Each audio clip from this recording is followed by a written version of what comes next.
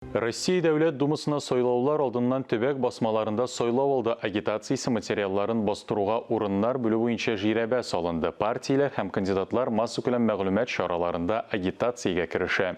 Jirebe solu urunu itip Moskva medeniyet üzeri soylandı. Onda ilde tirkelgen 14 siyasi partiyaga qatnaşu mümkünlüğü verildi.